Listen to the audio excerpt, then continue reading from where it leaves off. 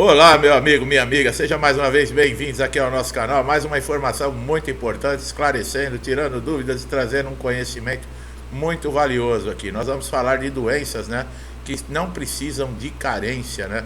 Muitas pessoas aí têm dúvidas, às vezes tem a doença, não sabe nem que tem esse direito. Então é muito importante, né, para todo segurado que precisa, né, por exemplo, de um benefício do INSS, saber o que pode estar acontecendo, né? Você pode ter uma doença e você não saber, por exemplo, e essa doença não ser detectada, né, ou então o perito, né, de alguma maneira ele não dá muita atenção, e essa doença ela pode trazer diversos benefícios do INSS, né?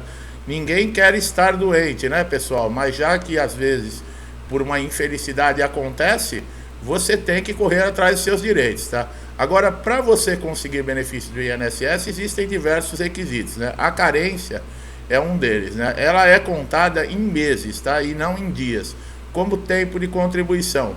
Mesmo se o segurado, né, ele tiver trabalhado por um dia no mês, pagando o INSS, ele terá um mês de direito aí de carência que será contado, né? Não precisa trabalhar o mês todo, por exemplo, para contar como carência. Isso quer dizer que é normal encontrar diferença entre o tempo de contribuição e a carência. Nesses casos, quando você, por exemplo, entra num recurso, ou então quando um perito ele indefere seu benefício, né, o seu pedido de benefício, alegando que foi carência, é assim que você pode aí compreender melhor o que acontece, né? Quantas contribuições são necessárias para ter direito ao benefício? Bom, cada tipo de benefício, né, tem prazos diferentes, tá? Exige um tempo mínimo de contribuição. Por exemplo, o auxílio-doença e a aposentadoria por invalidez são 12 contribuições. A aposentadoria por idade, por tempo de serviço e a aposentadoria especial já precisa de 180 contribuições mensais. Olha como muda, né? Bom, as doenças, né, com isenção de carência significa que quando esse segurado estiver acometido de uma delas, o número mínimo de contribuições mensais que será necessário para se ter direito a receber o benefício não será exigido, né? Aqui no decorrer desse vídeo nós vamos falar dessas doenças, então é muito importante você acompanhar o vídeo com muita atenção, tá? A carência é um fator que acaba atrapalhando muitos segurados a terem o direito a benefício. O que muitas pessoas não sabem é que certas doenças dão direito também à isenção de carência, ou seja, a pessoa poderá receber o benefício mesmo que não tenha cumprido esse prazo exigido, né? Quais são aí os benefícios que são isentos de carência? Nós estamos falando agora de benefício, tá? Bom, a pensão por morte, o salário família, o auxílio acidente, o auxílio doença, a aposentadoria por invalidez, presta atenção, nos casos de acidente profissional, tá? Ou um acidente de trabalho ou uma doença profissional. Nesse caso, não exige carência. Agora, para acidente ou doença de qualquer natureza, sim, tá, pessoal? Exige sim. E a reabilitação profissional, tá? Nesses casos, você pode ser encaminhado, por exemplo, para a reabilitação profissional, como nós falamos, né? Essa doença ter um agravamento e pode acontecer. Algumas doenças podem, inclusive, garantir a aposentadoria para esses segurados. Essas doenças que dispensam carência, como a neoplasia grave, a síndrome da deficiência imunológica adquirida, né, que é a AIDS, a doença de Parkinson, a tuberculose ativa, a alienação mental, cegueira, esclerose múltipla, hanseníase, uma hepatopatia grave, a espondiartrose anquilosante, o estado avançado, por exemplo, de otite, né, deformante, a paralisia por incapacidade irreversível, a nefropatia grave, a cardiopatia grave e a contaminação por radiação, né, com base em uma conclusão médica especializada. Aí vai muito para quem trabalha em áreas de periculosidade e insalubridade também, tá, pessoal? Que existe a aposentadoria especial. Houve algumas mudanças de regra antes da reforma da Previdência, bastava você comprovar um tempo que você trabalhou, por exemplo, numa atividade que colocava em risco a sua saúde, porque você mexia com produtos químicos, ou mesmo, por exemplo, um vigilante que trabalhava armado, que corria risco de vida, e você teria um tempo anexado para cada ano que você exercesse uma atividade nessas condições. Teve umas mudanças agora, é necessário que você tenha uma certa idade. Temos vídeo aqui no canal que a gente explica direitinho como é que faz. Então, para essas doenças que eu acabei de citar, não é necessário que você tenha carência de 12 meses. Lembrando, nós temos duas situações. o segurado ele pode estar empregado, ele pode ser acometido por essas doenças e estar registrado em carteira, recebendo o seu salário mensal. Então, independente do tempo que ele tenha, nem que ele tenha entrado na empresa e feito uma contribuição para o INSS, e ele começa a ter problema, por exemplo, para exercer o seu trabalho, ele tem direito já a um benefício do INSS, tá? Como quem está desempregado ou no período de graça. Também pode entrar com um pedido de concessão, tanto no INSS como na Justiça. Muita gente não sabia, mas na Justiça também é avaliado a qualidade de segurado, o tempo de carência, são requisitos que são necessários para que você consiga dar andamento em a concessão de algum benefício no INSS, pessoal. Agora, para quem está empregado, por exemplo, existem doenças que elas não são ocupacionais. A pessoa entrou na empresa, mas ela já tinha algum problema, alguma doença grave, antes de ser contratado pela empresa. Isso não é considerado uma doença ocupacional. Qual é a diferença da doença ocupacional para essa pessoa que está empregada? A partir do momento que ela se afasta, ela ficou 15 dias, por exemplo, de atestado médico. A partir do 16º dia, ela entra para o INSS, onde vai ser preenchido um comunicado de acidente de trabalho. Isso pela parte de segurança do trabalho da empresa e é encaminhado para o INSS. Nesses casos, é ser passado por uma perícia, esse segurado para comprovação. Essa doença, quando ela é ocupacional, ela garante para esse segurado todos os direitos, como se ele estivesse trabalhando, como se ele estivesse presente ainda no trabalho. Ele não pode ter perdas, tá? No caso de doenças que já existiam antes desse funcionário estar contratado, a empresa não tem essa obrigação, tá? É diferente. E como nós falamos, você dentro do INSS ou mesmo dentro da Justiça, você pode conseguir até uma aposentadoria por invalidez nível, ao grau que essa doença lhe impede de exercer as suas funções.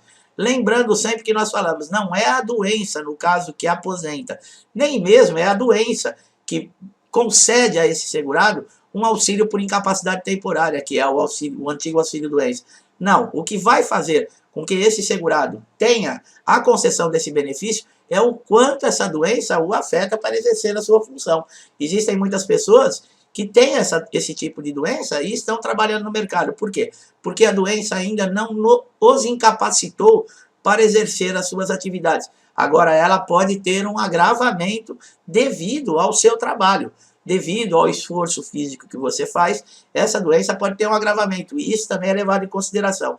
Para você fazer um pedido de benefício dentro do INSS, a documentação é muito importante. Como que você pode comprovar que você tem uma doença como essa? Através de laudos, através de exames, através de tratamentos. Se você passou por uma cirurgia, você tem que ter todo o histórico cirúrgico, quais foram os medicamentos que foram utilizados. Tudo isso é muito importante, fora os seus documentos pessoais. E nós sempre falamos, guarde toda essa documentação de uma maneira que deixe-a preservada com qualidade.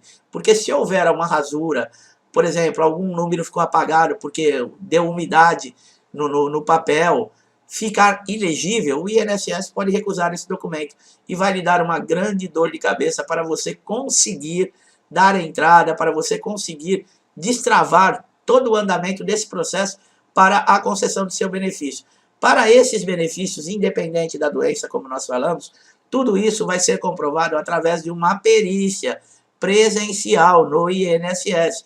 Você vai reunir toda essa documentação, o INSS vai agendar uma perícia para você e você vai comparecer. O que nós estamos falando aqui, pessoal, é diferente dessa nova norma que o INSS tem agora, devido aí ao grande acúmulo de pedidos de benefício, que ele está concedendo auxílio-doença sem a necessidade de perícia. Essa situação de você conseguir o auxílio-doença sem perícia é para aqueles segurados que a perícia vai demorar mais de 30 dias e eles não podem ficar aguardando. Então, é possível você, através do portal Meu INSS, que nós sempre falamos da importância de você fazer o seu cadastro no portal. Se não tem, nós temos um vídeo aqui no canal que explica. Você pode enviar toda essa documentação, atestados, laudos, comprovantes de tratamento, histórico de cirúrgico.